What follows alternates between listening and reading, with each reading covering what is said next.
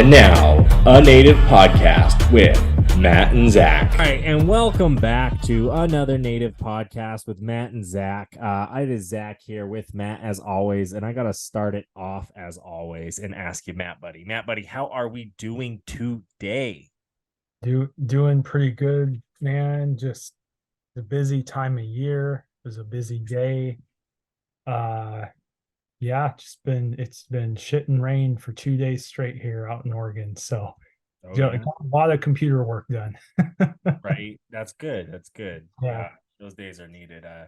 It was actually a nice warm day out here in Montana, December, which is quite kind of wild.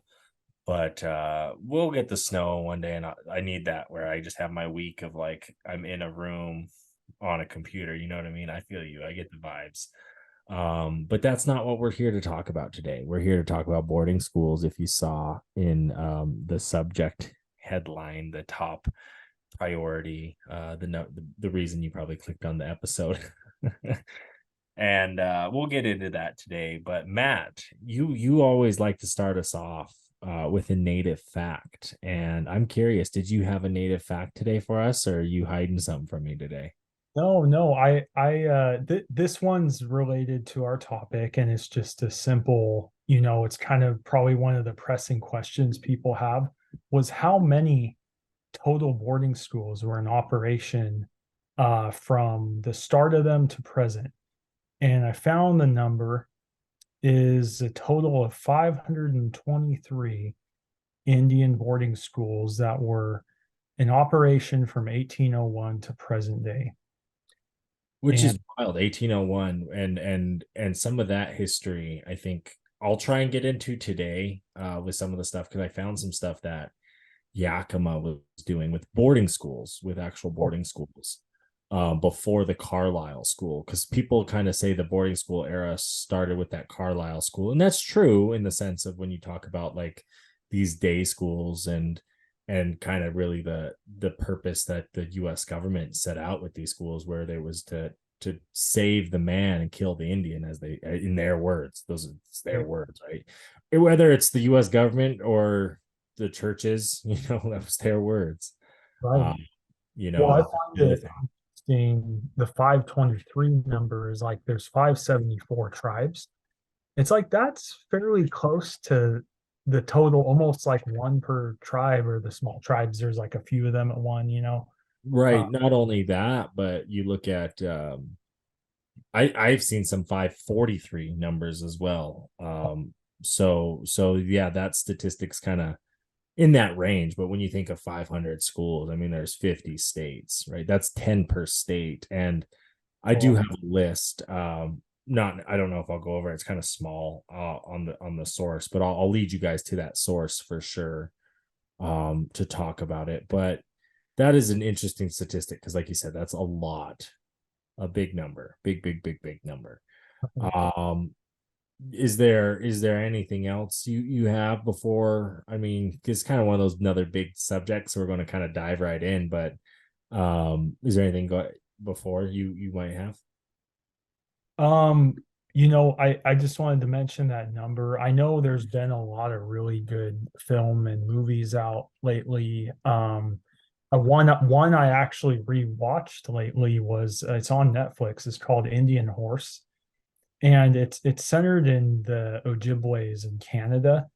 But I mean, we're not focusing on Canada, but it was kind of the same story, just different place in that respect. But it highlights the experience very well. It's based on a true story. So right. And then there's also that greasy fry bread face that came out too on Netflix too, that people are like, I've heard mixed reviews.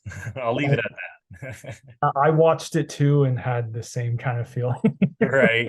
It's good that it's out there. It's good that it's hitting the big time, the Netflix, the Hulu. You're seeing Res Dogs, you're seeing native flicks, like you're saying, pop up, and it's good to support them, even if like they might not be your kind of cup of tea, as they say. Right. No, but it's all good. As always, I do want to remind our viewers, you can email us at gng@gng.net. That's the letter G and the letter N as in Nancy. So gng@gng.net. And if you have any questions or any topics you want us to talk about, or hey, you maybe have someone worth putting on here and interviewing, send them our way. We'd love to hear it. So Matt will respond to you there at the emails. Without that, we'll get into it. We'll share some of our topics. Again, like this topic today, boarding schools, it's one of those topics that we think is crucial. We talked about education not too long ago.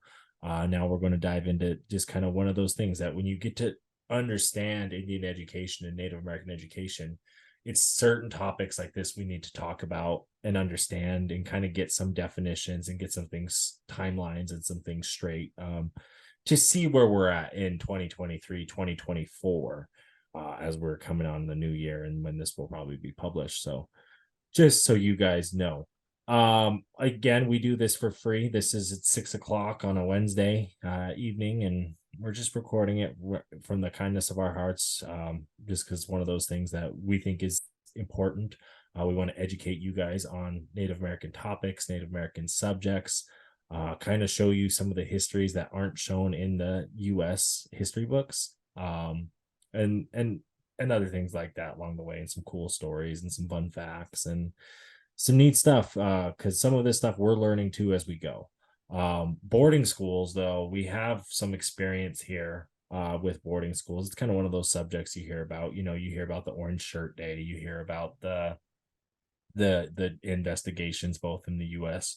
as well as Canada. And I will read Deb Holland's statement here too, because I think that is worth reading. And then we'll also have what else do we have here? I got the Time, I got NPR lined up.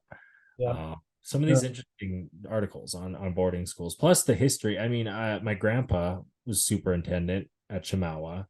My uncle Cody worked in the dorms as like a dorm person for Chemawa. He also went to school there in the 90s. My great grandfather, so my grandpa's dad, he attended a boarding school as a child back in the 1920s. So this is kind of one of those subjects that hits home. I did a report. It's on the Rougarous YouTube, my Jeep's YouTube.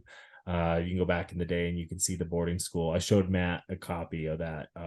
It is for National History Day 2013, boarding schools and how they turned. That was the topic point, right? Was the turning point. So kind of how they went from these like really bad schools and became what they are today. I mean, they're not that great today's age. I mean, some of them are, some aren't. You get a mixed bag, just like public schools. That's kind of what they are in that sense.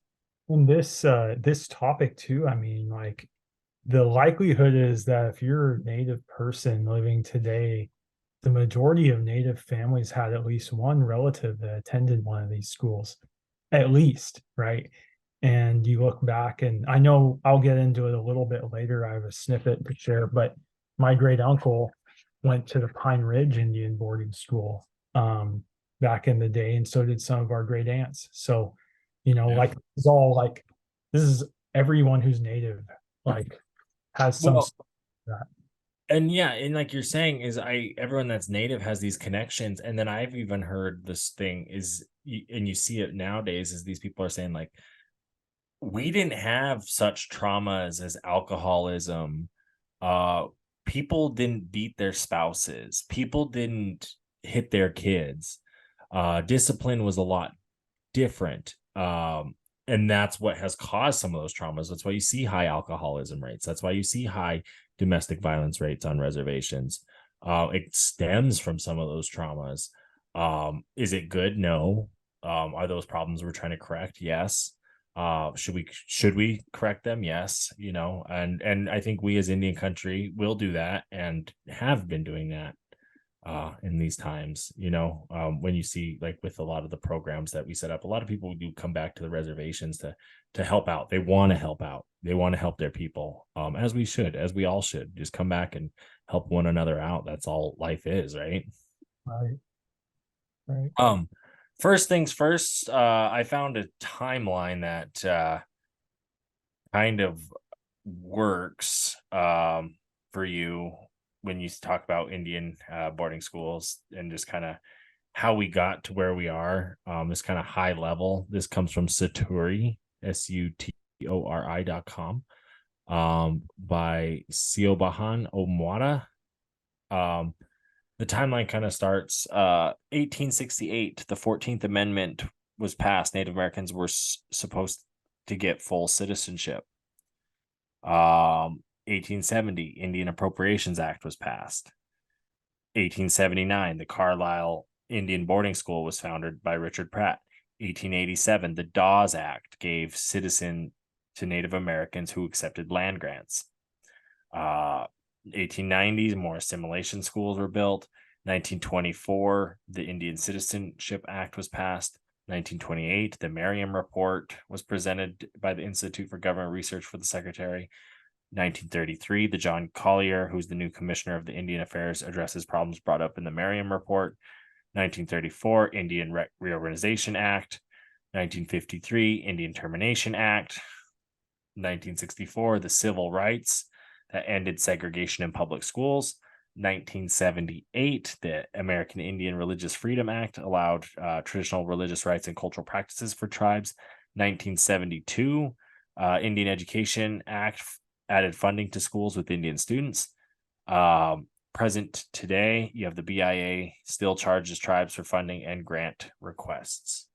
So that's kind of where over timeline I saw doing my research of kind of what shaped boarding schools, the history of them, and how they got there. This one, the nativepartnership.org, has a really good history right here. I think this is the one I was telling you about, Yakima, right? Okay. The boarding school experience for the Indian children began in 1860 when the Bureau of Indian Affairs established the first Indian boarding school on the Yakima Indian Reservation in the state of Washington.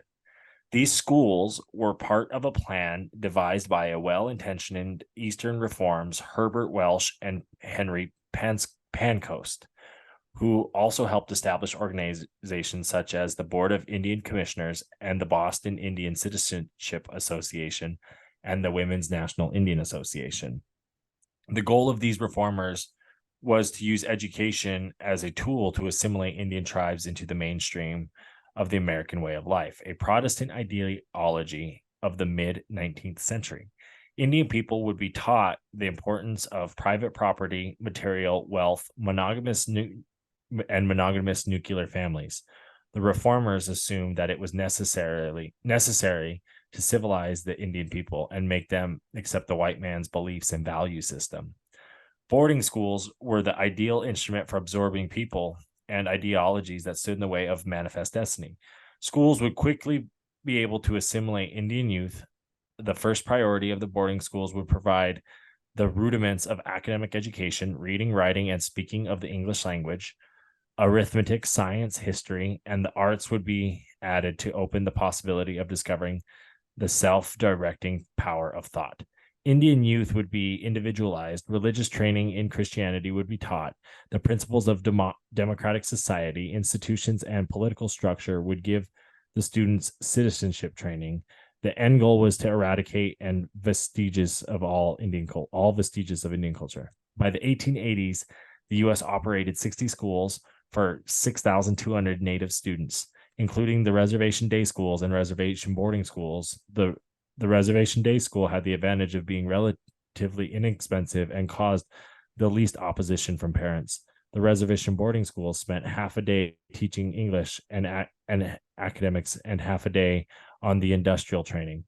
Regimentation was the order of the day, and the students spent endless hours marching to and from classes. Meals and dormitories, order, discipline, and self-restraint were all prized values of white society. The boarding schools hoped to produce students and were economically self-sufficient by teaching work skills and instilling values and beliefs of possessive individualism, meaning you care about yourself and what you as a person own. This opposed the basic Indian belief of communal ownership, which held that the land was for all people. At this juncture, it was felt that reservation schools were not sufficiently removed from the influence of is of tribal life. In the eyes of assimilationists, off-reservation boarding schools would be the best hope for changing the Indian children into members of white society. For Colonel Richard Henry Pratt, the goal was complete assimilation. In 1879, he established the most well-known of the off-reservation boarding schools, the Carlisle Indian School in Carlisle, Pennsylvania. As headmaster of the school for 25 years, he was the single most impacting figure in Indian education during his time. Pratt's motto was "Kill the Indian, save the man." Pratt believed that off-reservation schools established in white communities could accomplish this task by immersing Indians in the mainstream of American life. The outing system created by Pratt had students living among white families during the summer. He hoped that Indian youth would not return to the reservations, but rather become a part of the white community. Carlisle was the only off-reservation boarding school built in the East. All others were built in the West. So that was kind of the opening. Yeah, and just a question. That was Yakima Nation, you said, that put that out? No, it was nativepartnership.org. Oh, But they talked about the Yakima Nation in the beginning in 1860, where they built the first Indian boarding school in the state of Washington on the Yakima Indian Reservation by Henry Pancoast and Herbert Walsh, is what they said. really Yeah. because I literally just saw an article on Native News Online, and that school is called Fort Simcoe Indian Boarding School. Oh, wow. Yeah, and I just looked on the interactive map and found it, and they were talking about the historical trauma within the tribe, and that's interesting. It's the first one because that's one of the largest ones in the Pacific Northwest. Is that right. one? With Yakima Nation being the largest tribe in the state of Washington today. So crazy. Yeah, no, it's like, yeah, I had no idea. It's interesting to me that Northwest had the first one, actually.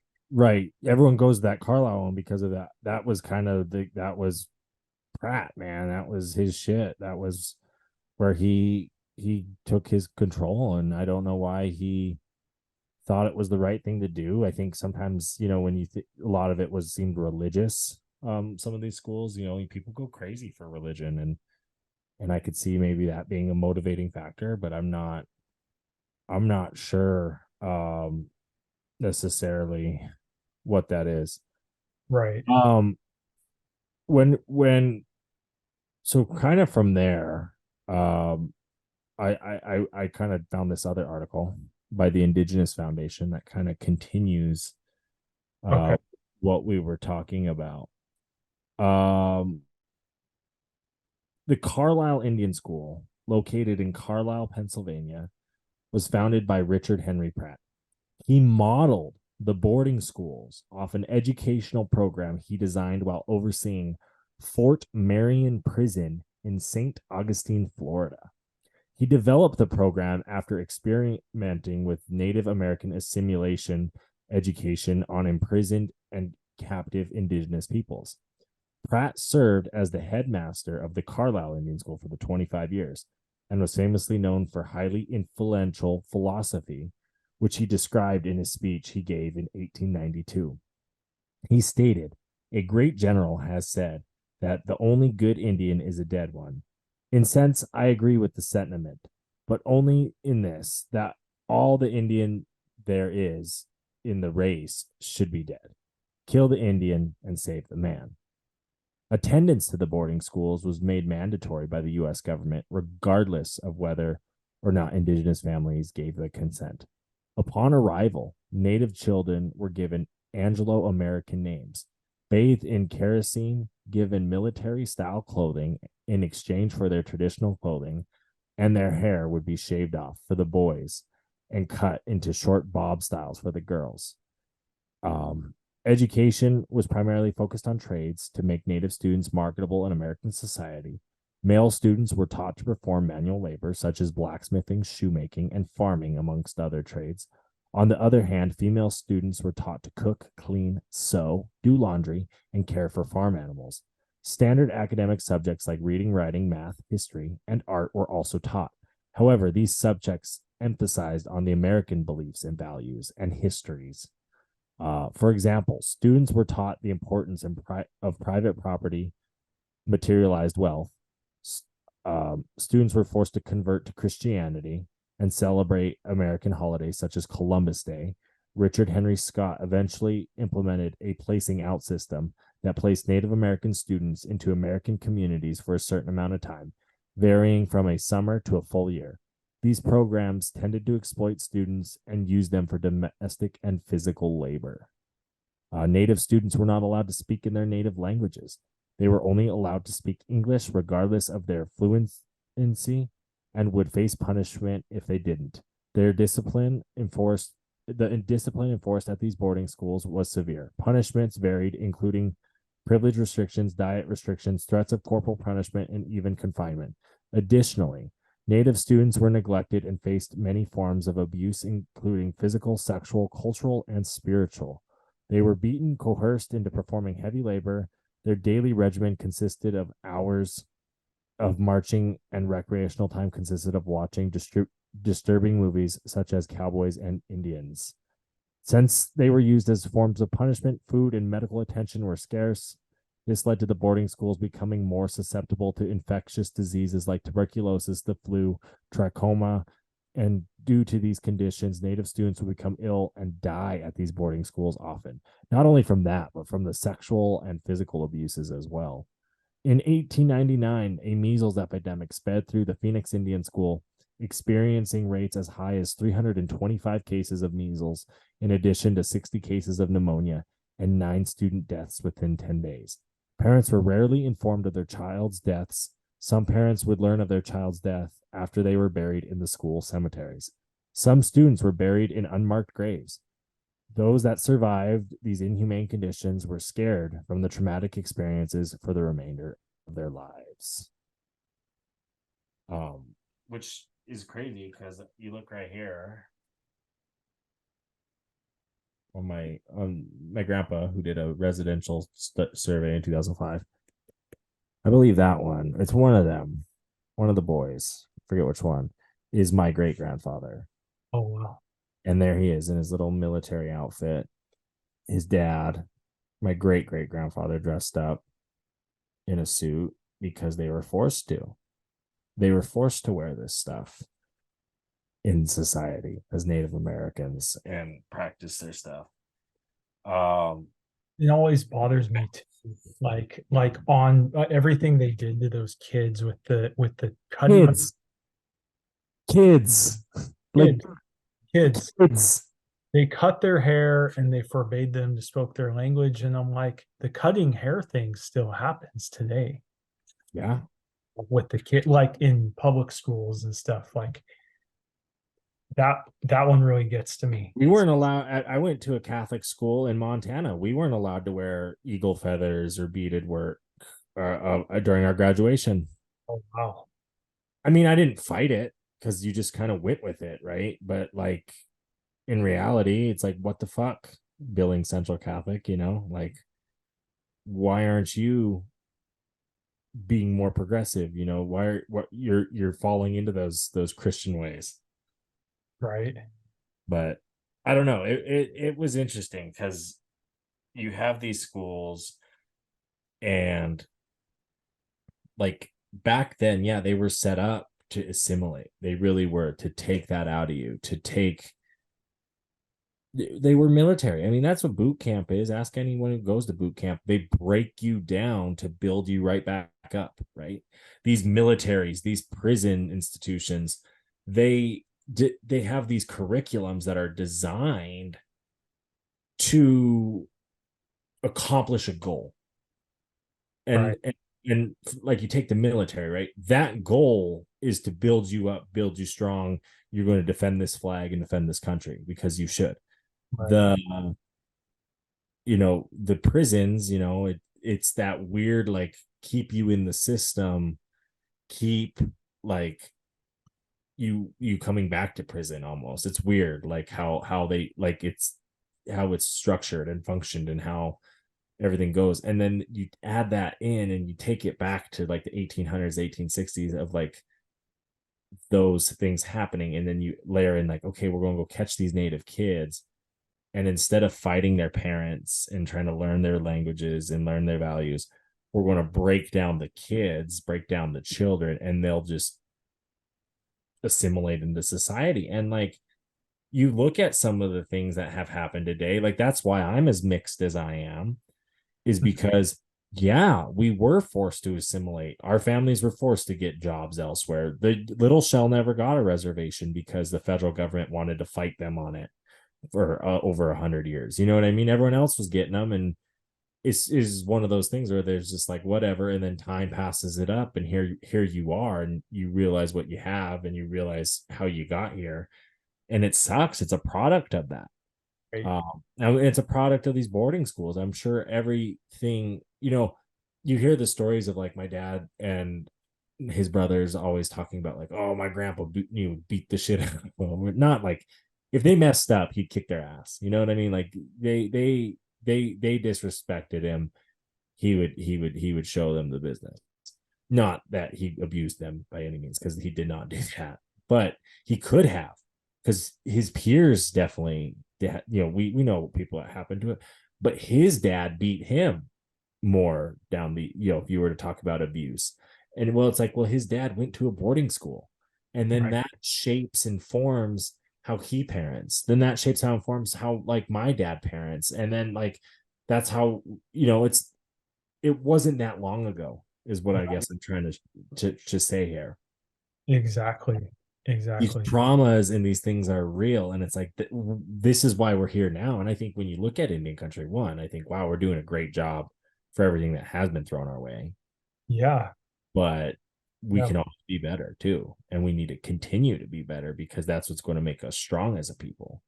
Did you know there's a new native apparel company? No, I did not. It's called Shop LS 574, named after the 574 federal tribes and the Little Shell descendancy of its founders. Wow, that's really cool, man. It is. It is becoming a spot to order native apparel by and for natives, working with native designers and teams to help best represent Indian country. That's awesome, dude. For sure. Now make sure to go pick up some Native podcast swag as well as other native gear while shopping at shopls574.com. Oh, yeah. And do not forget to use code ANP10 to save on your next order. That's ANP10. Hey, Matt, did you know there's a tribally owned net company? No, I did not. Not only are they tribally owned, but Blue Ribbon Nets also creates totally sustainable products. With Blue Ribbon Nets, not only are you getting quality nets, but even eco-friendly ones as well. That's awesome, dude. It sure is indeed. Make sure to use code RUGAROO10 on your next Blue Ribbon Net order to save. Again, the code is RUGAROO10, RUGARU10. I am definitely getting a Blue Ribbon Net now.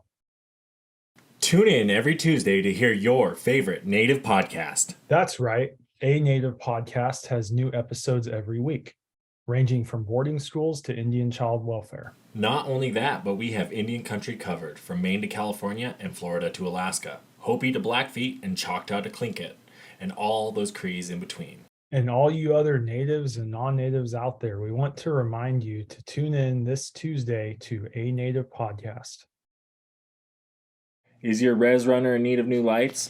Well, look no further than our friends at Oxteo, an industry leader in LED lights. Make sure to use code RUGAROO on your next set of lights. That's RUGARU. Exactly. I don't know if you wanted me to read this little blurb right now. Go for it. Families. So this was my great uncle's book that he wrote. It's called Porcupine Boy. Right. It's available on Amazon for about $20, I believe. Nice. He wrote it years ago, and he had a chapter here on his time at the Pine Ridge Indian Boarding School. He doesn't list the year, unfortunately. I wish he did right here, but he's not really much of an author, but I'm just reading a little blurb. Hey, man, the U.S. government documented the way it killed natives very similarly to how Hitler killed the Jews, and documented it. And people don't realize that in this country. They really don't. Like, the numbers are there. So I'm no, you know when you know about how old he is, and you know what school he went to. I'm sure you can find him real easy, which Um, is crazy. the way he was about 82 years old, and that was about 6, 7 years ago. So, Right. you know, So do the math of when he was like, yeah, uh, somewhere. so the Pine Ridge Indian Boarding School, he says, was laid out, he says, like a college campus with the boys' building, a girls' building, a mess hall, a gym, and 3 school buildings. They had a dairy farm, a horse barn, and houses all around the building for teachers and others. He says, you were awakened at 6 a.m. You fixed your bed, cleaned up, went to breakfast, came back and did your assigned chores. This is him. I had no problem with anyone my age, but I did have problems with older boys during my 4.5 years at boarding school. One time, some older boys held me while they threw darts around me. Oh, I, fuck. yeah, I ran away with another boy. His name was Vine Broken Rope. We hitchhiked to Hot Springs, South Dakota, halfway to Rapid City. The Hot Springs police let us sleep in the jail. And he says a nice policeman bought us breakfast. He said to be careful, a snowstorm was coming. This was one of those nice cops. Wow. Yeah. But it was snowing. We almost froze walking and covered up with a tarp. We found So I are they think running away from the school here? they ran away from the school. Because Yeah. kids were picking on them and they ran away. And the cop picked him up, and then it says they stayed at this store, some country store. I stayed there for a few days until I found my mother's place. My Aunt Louise came and took me back to boarding school at Pine Ridge. What the fuck? Just ran away one And then day. just 1 or 2 sentences here. The boarding school taught us mostly about farming, cattle ranching, dairy, and horse breeding, as well as carpentry, welding, and auto mechanics. And realize this is his experience as a boy, right? So you said the girls were taught The what house stuff. during the time, housekeeping and sewing. But anyway, I just wanted to share just his little blurb. No, Little that's really cool. No, that's really cool. And kind the of a fact funny that, little story you tell there, but well, but you hear those stories, they're no different than the stories, like, because what, he's a little boy when this is happening. and the older boys were picking on him basically. Yeah, and you're like, I hate this place. I'm gonna try and make it home. I know how to make it home. You go through these towns. I've done it before, right? Like, I get it. I get the thought process. I understand it. It's a place you don't want to be, rightfully so. It's a personal connection you have. I thank you for sharing it. No, that's really good, you know. They knew, I mean, they knew the way to Rapid City because that's where they would go for things, the biggest town in the area, right? I mean, so they knew the way. It wasn't like they just got in trouble along the way and it was winter and But even think about the fact that the cops saying, like, all right, boys, like, go ahead, like, it's winter, like, there's a storm coming. The fact that, like in today's day and age, that cop would be like, oh, I've got 2 missing boys, we're going to keep them here until like we contact their mother. Like, it's such a different world. oh yeah. Such, and then, like you said, the nice cop, like back then, especially in South Dakota, he sees 2 little native boys running down the side of the street. What are you going to say? Right. Think about it. Yeah, exactly. I mean, yeah, you have there's cops there. There's some that are good people, right? But like it's just the like whole reason they ran away. These older kids were throwing darts at him. And then they got tired of the school. No wonder they ran away. You know, how many Exactly. kids tried to run away and somehow they got brought back? We'll go look at watch 18. I think that's one of the best documentations that I've seen of what can kind of help paint the picture Mhm. of the boarding schools is in that Yellowstone spinoff 1883, Yeah. where they show the boarding schools and the nuns fighting the girls and beating the girls and beating the boys. And that happened. Yep. Those kids were raped. Those kids were raped by people who called themselves sisters or priests. those kids were killed by people preaching the word of God. They found the cemeteries out in Canada. They found them here in America, right? Unmarked graves. Some little kid was killed by a person of God, then buried without a name, not notifying the family, not notifying anybody, Right. really. Well, Right. and right here where I live in Kaiser is the Chamawa Indian boarding school. That's where I'm going to be going for my health clinic here soon.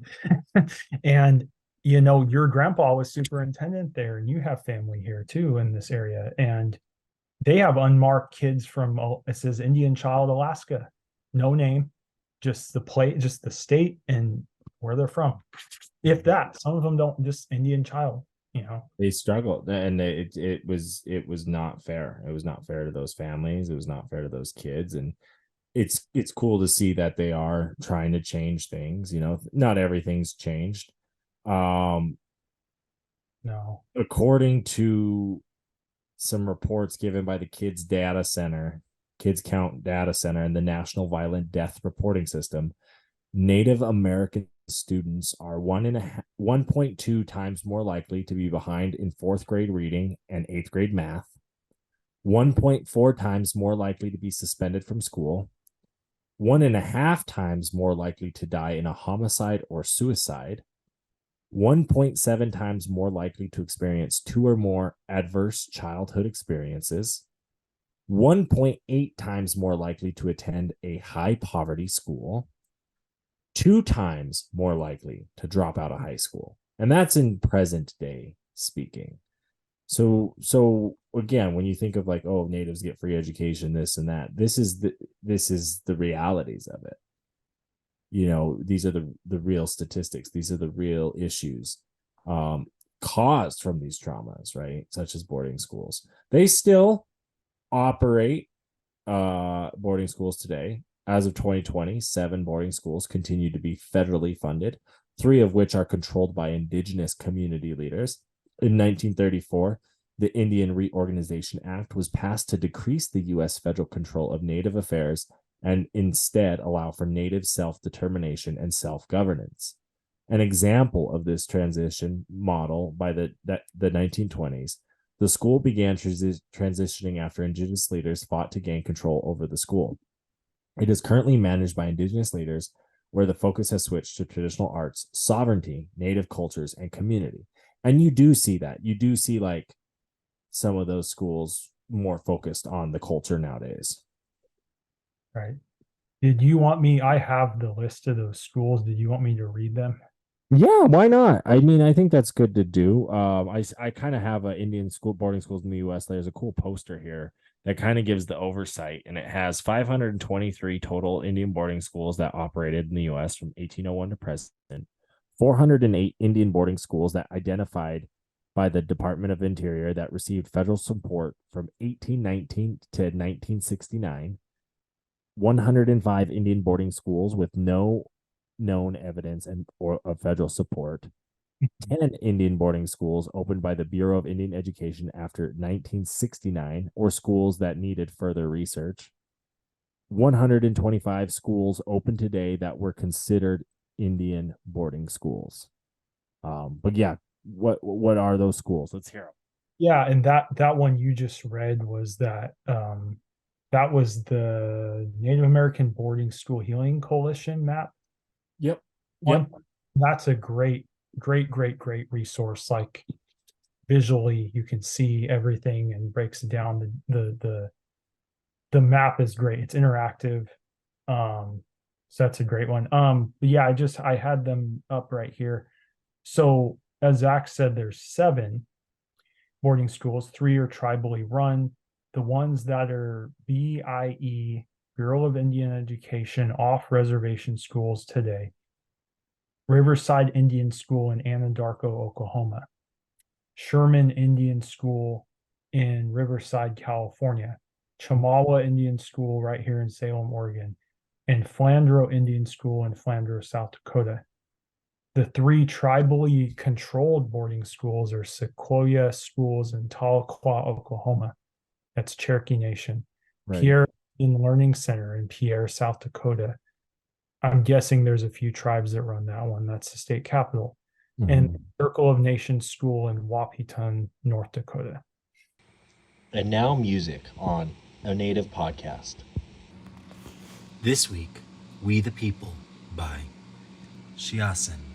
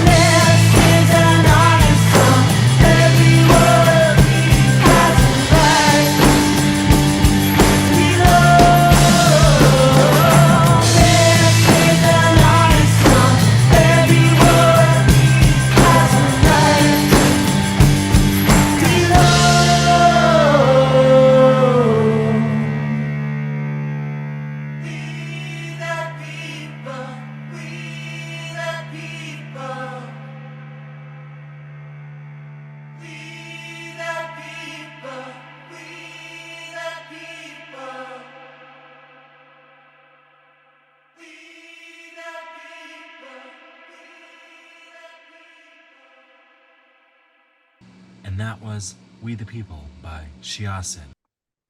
Wow. Yeah. So, some more statistics when it comes to these boarding schools. From the years, the dates of these years, 1869 to the 1960s, they say hundreds of thousands of Native American children were removed from their homes and families and enrolled in boarding schools. I saw that number to be close to 20,000 and 10,000 in just like single years. Like it was wild. Like it was just like they took a lot. Huh. In 1900, there were 20,000 children in native boarding schools. In just 25 years later, that number climbed to 60,889. By 1926, nearly 83% of Indian school age children were attending boarding schools, some on and off reservation. In of those 523 boarding schools, they were operated in 29 states. They say again, like we said, 125 of those remain in operation today. The boarding schools were established by 14 different denominations when it comes to the religious schools. Catholics, Presbyterians, and Quakers were the most common. Today, only 75% of Native Americans graduate high school, the lowest graduation rate among all American students. Wow. Yeah. And I wanted to add with the religious denomination number, I found here that as of May 2023, a list of 87 Catholic specific run boarding schools was released to the public. Yes, because that comes off of in 2020, NABIS and ABS released a list of the 367 Indian boarding schools, Okay. which was the most extensive list at that time. Since then, the DOI and Deb Holland and other religious institutions have began to identify their involvement of this. In May 2022, the Department of Interior identified 408 schools in its volume 1 of its Federal Indian Boarding School Initiative investigative report. And then, like you said, in May of this year, 87 Catholic operated schools were released to the public. It's crazy because I think she started that initiative like a couple years ago, didn't she? Yeah, it's growing. It is growing, and it is good to see because Canada started it and they did the investigation. They're finding all the grave sites. So then, when Biden was elected, Deb Holland was named Secretary of Interior, and one of her initiatives as Secretary of Interior was doing this investigation and proving that. Well, because think of what it can prove and how it helps, and the traumas that it can help, and the families that it can help too by doing these investigations. Crazy is like they're gonna find the more research they do, that list of schools is just gonna grow. Because you find out which schools had native kids, and well, that's an Indian school then. It's designated an Indian school, boarding school. That's what it started as. Exactly, and the fact that they're still here, and some of the turning point of that. There's a good article. I'm not going to read it, but if you guys want to go check it out, theguardian.com. We're still here, past and present collide at a Native American boarding school. It gives you it tells you a story about a Lakota girl and some people's experiences at the school. It's more of a personal one, but I wanted to read to you before that. I actually wanted to read to you because we're kind of talking about it, is the Deb Holland, right? Her initiative. Yep. The BIA.gov has the Federal Indian Boarding School Initiative. In June of 2021, Secretary of the Interior Deb Holland announced the Federal Indian Boarding School Initiative, a comprehensive effort to recognize the troubled legacy of federal Indian boarding school policies with the goal of addressing the intergenerational impact and to shed light on the traumas of the past. Under the leadership of Assistant Secretary for Indian Affairs Brian Newland, the department prepared a report detailing the U.S. law and policy framework of the Indian boarding school system and available historical records to develop its first official list of federal Indian boarding school sites and identify associated marked and unmarked burial sites. This report lays the groundwork for the continued work of the Interior Department to address the intergenerational trauma created by policies supporting the historical federal Indian boarding school system. It reflects an extensive and first ever inventory of federally operated Indian boarding schools, including summary profiles of each school and maps of general locations of schools in current states. Between 1819 and through the 1970s, the United States implemented policies establishing and supporting Indian boarding schools across the nation. The purpose of federal Indian boarding schools was to culturally assimilate the American Indian, Alaska Native, Native Hawaiian, and Native Hawaiian children by forcibly removing them from their families and Indian tribes, Alaska Native villages, and Native Hawaiian communities. Indian child removal conceded with Indian territorial dispossession. The report details the conditions experienced by attendees, including manual labor and discouraging or preventing American Indian, Alaska Native, and Native Hawaiian languages, religions, and cultural beliefs. While children attended federal Indian boarding schools, many endured physical and emotional abuse. In some cases, they died. The investigation found that from 1819 to 1969, the federal Indian boarding school system consisted of 408 federal schools across 37 states and then territories, including 21 schools in Alaska and 7 schools in Hawaii. The investigation identified marked or unmarked burial sites, approximately 53 schools across the system. As the investigation continues, the department expects the number of identified burial sites to increase. The COVID-19 pandemic and its resulting closure of federal facilities call for further investigation.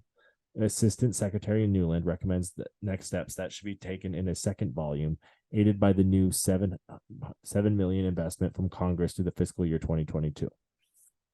So that was kind of just an overview of a statement of what happened, man, with Deb Haaland and kind of that investigation and they found some schools. They found 53 is what they're saying. There's going to be more. They expect more. And we understand that. I expect that based on Canada and their numbers. So it's interesting to know about. It's sad to know about. It's a sad history that literally like sucks because you grew up in this world. You went to a white school. I went to a white school. And my history book basically taught that, the Indians were here. They willingly gave their land that the white people were noticed that like, oh, the natives aren't doing anything with their land, basically. And it was given to them. We had one page in our US history book. And then it was like briefly mentioned in other chapters, like a sentence or something about it. But basically manifest destiny, they're guaranteed land by the government and you get it. It was your inherent right through God, basically. And I don't agree with that necessarily, but it sucks. Land back for sure. You'll see a lot of that. You'll see people want it back, but it's all related. It is everything in our history is connected or domino effect in some way. I just thought we should do an episode on religion and even like some spiritual. That'd be wild. That'd be a wild one there. You take all lefts and rights and hey, we can talk about the peyote protections and some stuff I follow there a little bit. There you go. About some of that. But there's so many topics.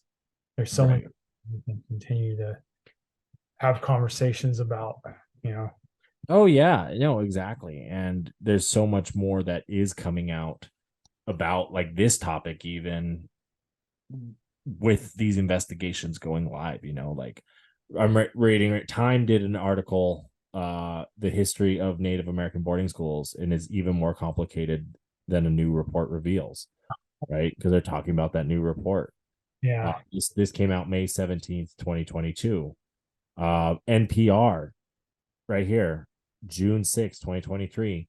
Federal Indian boarding schools still exist, but what's inside may be surprising. It's a 7-minute listen.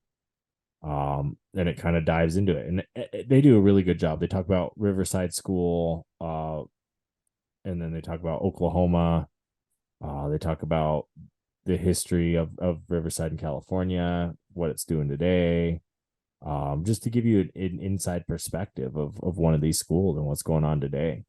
I thought it was a good read, definitely a recommendation. There's a lot out there on boarding schools. There really is.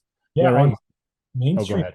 mainstream media outlets have been doing fairly good jobs on like these articles too, which is, you know, more people outside of the Native community are aware of it now too.